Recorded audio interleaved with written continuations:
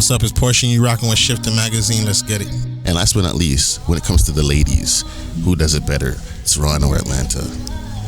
Or you can plead the fifth if you want. I definitely plead the fifth. I don't want no females mad at me. You from the struggle, then I know you sing the same song. And you can die for repping your side, Feel like it's worth it when repping mine. She was my real, my baby back to the streets. I sent my baby back. All right, yes, sir. It is your boy Kevin Bourne, also known as KB the Boss for ShifterMagazine.com, and we are here at Sonic Boom Record Store in downtown Toronto with the man to my left. We're talking about Portion, Scarborough's finest. Long time in the making. No, for sure. I think we did a Zoom before. Yeah, we did it during the pandemic. Yeah, during the pandemic. So, yeah, I'm happy to be here with you. Oh, definitely. So before we get into the new music, let's go back and talk about just kind of your start in music. Like, how many years has it been for you?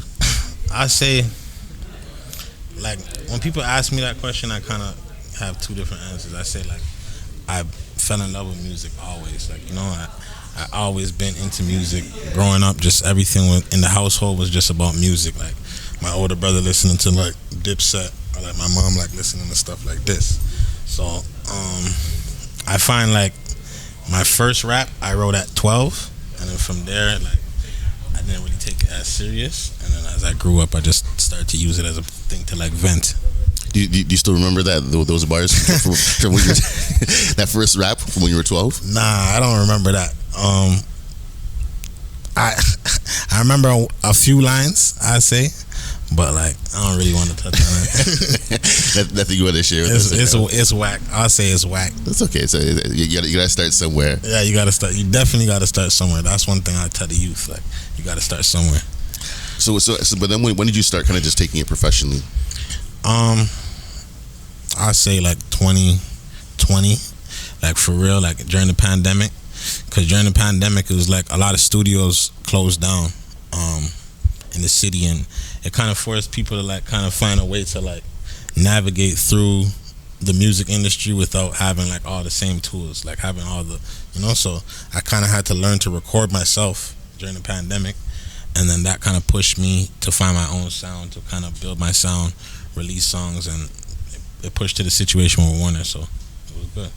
So it's been pretty quick then, like, just the rise, like, from the pandemic to, like, now. It's only been a few years that you've been, definitely, and had such a big rise. Yeah, definitely. I feel like it was just hard work, because at the time it was like it was kind of a feeling of, like, wanting to quit, wanting to, like, be like, oh, fuck this shit, especially with, like, the whole pandemic. Everyone was kind of down, so it kind of took that extra push for me to, like, be like, okay, let's do this music thing. I'm gonna record myself. Actually, I seen an artist online recording himself, and I'm like, okay, let me tap into that. Let me tap into that market, like, or, like, my way of, like, pushing, So I think it was just destined. Like, once you put in that hard work, it's destined. What was the response from just your mom, your family, to kind of see you kind of get signed and now kind of take that step? Like, what was the feeling just that kind of at home?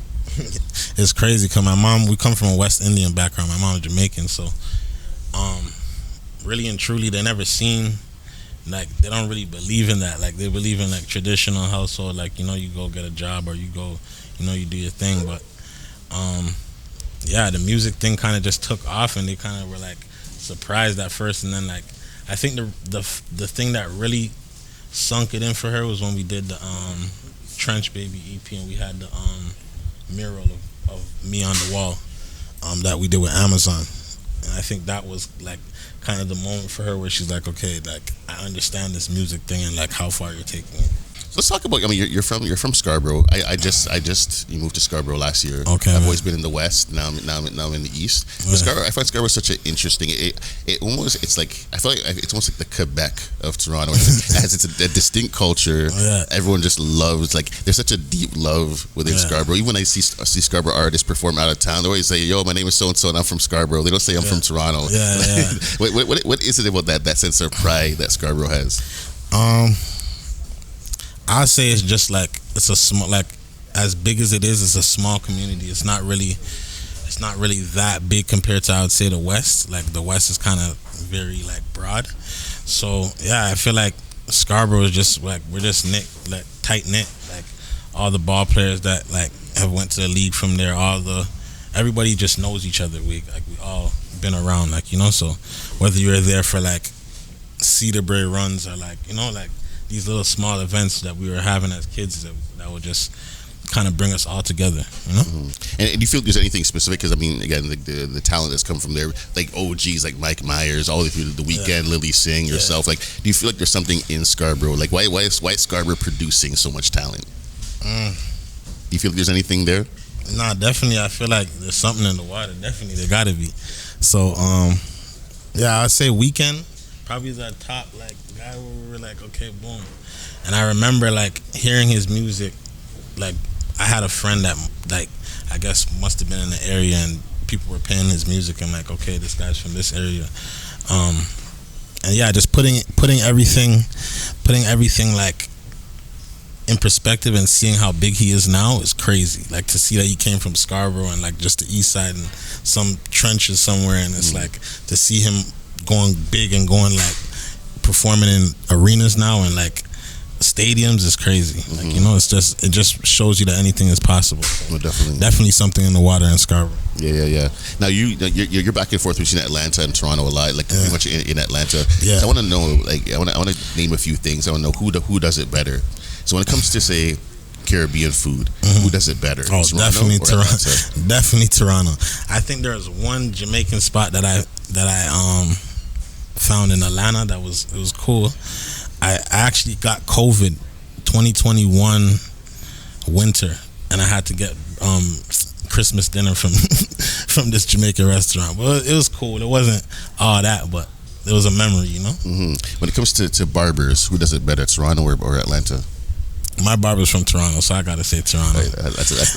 I got a few barbers in Atlanta, but like, there's nothing like home, I guess. And last but not least, when it comes to the ladies, who does it better, Toronto or Atlanta? Or you can plead the fifth if you want. I definitely plead the fifth. I don't want no females mad at me. So yeah, like, I'll plead the fifth. I women all over the world is lovely. Lavish, dreaming of it cause I never had shit. Pray my last bitch is a bad bitch. Yeah. Street slide to the South in the game. So let's get into the music. You have a new single that's coming out, Night We Met. Let's talk about that, because I feel like, you know, like you're getting a lot more personal. Even just going back to like 8 a.m. flights and some of the even more recent tracks before that, like there's more of a personal vibe that's been happening with the past few tracks. Like, just talk to us what's happening when it comes to this vulnerability that we're seeing from you. I'm happy you noticed that, first of all, and like, yeah, I'm just at a place where with my next album I kind of want to be more personal. I feel like for the first 2 projects I was really just focused on like just making the best songs and just having people gravitate to the music, whether it's surface level or whether it's, you know, like deeper songs or whatever. But now I'm at the point where I'm going through a lot in my life, and I want to challenge that. I want to challenge myself to put that in the music and kind of be more vulnerable and allow people to connect with the music in a different way, because a lot of people can relate to what I'm going through. A lot of people might be going through their own problems. Yeah, I just want to make the most relatable music. So with Night We Met, it's kind of a record where I kind of wanted to touch on like relationships and like kind of things not being the same as the night we met. Like, the night we met, everything is great, everything is like perfect, like, you know, like you have that feeling of love and like butterflies, like the beginning of a relationship. And then as things go, things change. Like, you know, you kind of had that feeling where it's like, oh, do I want to be with this person? Does this benefit me? Does this lifestyle benefit me? Like, you know, so I feel like that was the point where I was at when I was making the song. And I kind of wanted to have that reflect in the music and have people relate. That's so cool, because it's such a mature subject matter. I mean, I've been married for 16 years, and that right there is real. You know? Yeah, no, definitely. That right there is real. But it's interesting because I feel like, you know, a lot of times when people talk about artists your age, are thinking, oh, these guys aren't progressing, they're not maturing, they're not like, even sometimes with Drake, people are like, yo, how come he's not talking about like grown man, he's a dad, he's a whatever. So it's interesting that you decided to tackle something so mature when I feel like other artists your age are trying to just not stay away from that kind of content. Yeah, nah, definitely. I feel like it's something different for my audience and a challenge to my audience because, as you know, I came from poverty. I came from the trenches, but I don't want that to be the only thing that reflects in my music. I kind of want, like, I go through things. I go through everything, all the emotions. So it's kind of like, it's kind of that gratitude of like, okay, let's push things forward. Like you said, like they're even challenging the biggest artist in the world, Drake, to mature. So it's like, I know definitely my fan base, I want to mature from like stuff like Wave or stuff like East Side, or let's just show them a different path, just show them a different side of me, you know? So I definitely feel like it's something that was needed in my music and just needed for me therapeutically, like just needed for me to vent, like, you know? And is this what we could expect now? Like when Paradise drops, is this kind of a theme that we're going to see throughout the project? Yeah, definitely more personal music, definitely more stuff for the females. Other than that, like, of course, I'm always going to keep it true to where I'm from and my whole, like, motto of my nature and stuff. But at the same time, I definitely want to open up my fan base. And I feel like Paradise is, like, the end, like, kind of the start of the future, like, for me. Kind of like a new path that I'm taking. Because it's very personal, but at the same time, it's like, I want it to be fun. I want it to feel like what Paradise would feel like just beautiful. You know what I'm saying? So definitely it's like that's our focus. Me and Hefe just been locking in, trying to make the best music possible. You know, so.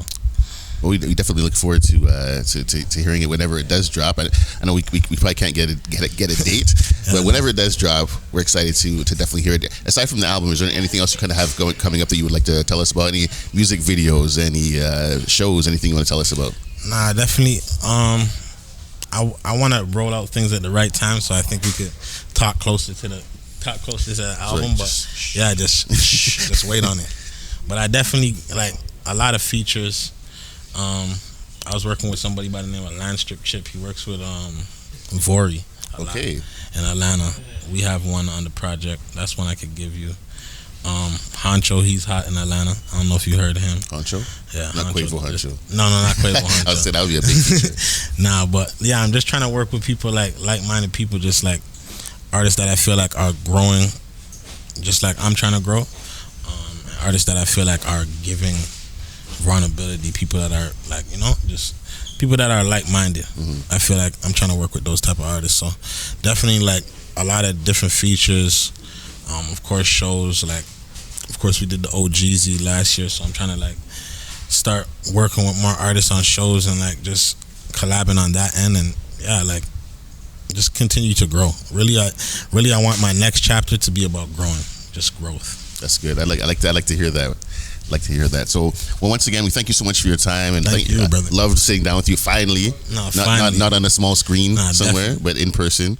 We got to sit down again and do something for Paradise. Like I feel like, no, absolutely. I feel like you definitely connect to where I'm from, and just like you're living in Scarborough now, so you're seeing it. I'm seeing it. So you're seeing the manifestation that like just happens over there, and just like everything that we talk about, I rock with it. Thank you for having me. Oh, no problem.